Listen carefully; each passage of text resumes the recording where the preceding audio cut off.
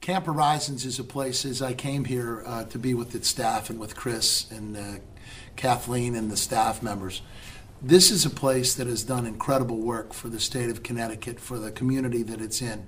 But it's also a place that tells you that, tell me I'll forget, show me I'll remember, involve me, and I will understand.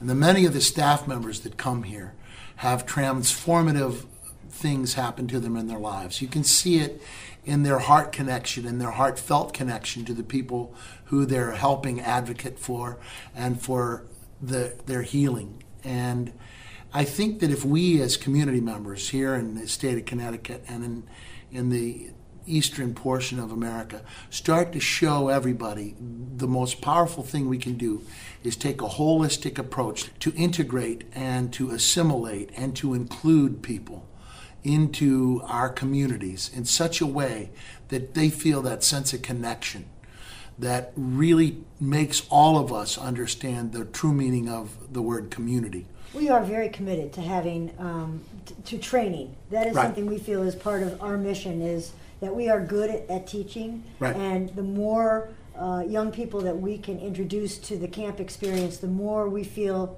that we'll win them over to human services as a career.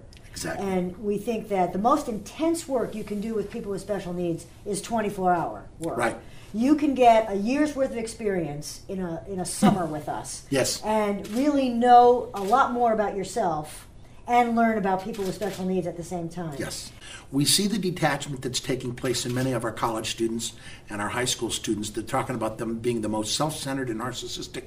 This transforms their hearts. Am I correct? Absolutely. What kind of stuff have you seen? What kind of transformation stuff have you seen since you started this to watch people transform? Well, we've had people, college students, come in saying they're going to enter a career of microbiology, and within 2 weeks of being here, they said, maybe I really want to work with people with special needs. Right. And not only change their major, but go on to become more educated in special education and come back and be able to really serve people with developmental disabilities in a teaching capacity. Did you ever envision this becoming what it is? Did Never. you ever?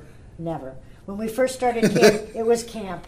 And being a special ed teacher, we had no particular aspiration than to have a really positive and meaningful summer camp experience, and then have people have a top-of-the-pile experience. Often folks in special ed classes, especially in the 70s and the 80s, were still, you can't go into the wrestling gym, you're not able to use that. The library isn't really set up for you, we're not going to be able to use that. So we're going to stay in our special ed class. Marginalize, marginalize, marginalize. And through more and more experiences out in the community and Public Law 94-142 that mandated free and appropriate education for everybody, the community at large began to embrace people with special needs in a much more inclusive way. So we were able to get into different places in the community and quietly show what they can do. And they sell themselves. I don't have to Right. sell them. I can't Right. sell them. They sell themselves by their dedication to their job. Their joy, their love, their compassion, yeah. They just are so excited to be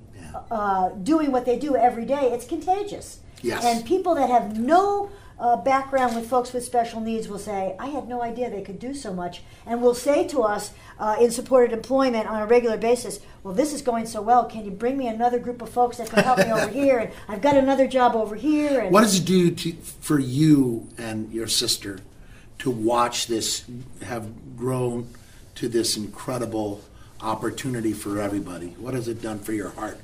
It's extremely gratifying to see that so many other people And humbling. jump on the bandwagon and see Yeah. themselves as integral to making it happen. It's extremely humbling, and it exceeded our wildest expectations of what could happen. You don't really know what people will do until they're given the opportunity. Our staff, I'm speaking about our staff now, and I can't think of one staff member that hasn't embraced the person-centered, positive approach that we talked to them about and made it their own and brought it to the individuals they work with in such an individualized way and positive way that you can't help but get excited. And they've taken us in places that we could have never envisioned. Right. I would have never envisioned that we would be working with such a variety of people with special needs in such public places that bring so much joy to so many other people, as well as so much self-satisfaction to those folks with special needs and their families. How do you feel that we as the community, we as the country, could help you and others who do this kind of work? What do you need from us? What more can we bring to bear here at Camp Horizons? Not just money, but what else can we do?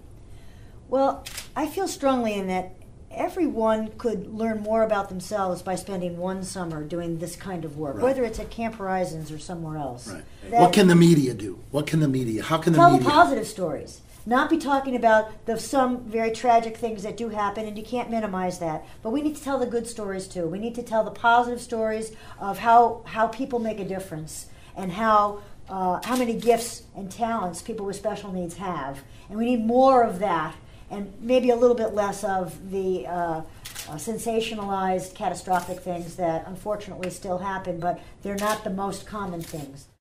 I tell every kid that I work with that team means together, everyone, anyone matters.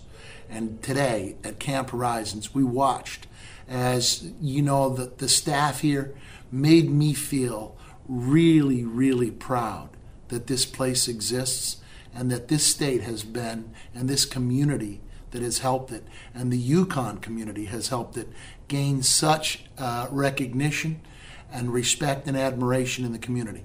We've got to continue. Churchill said, you make a living by what you get, but you make a life by what you give to others. Giving isn't just financial, folks. It's teaching our kids and the members of the community not to be successful or wealthy or famous, but to be a person of value. Thanks very, very much.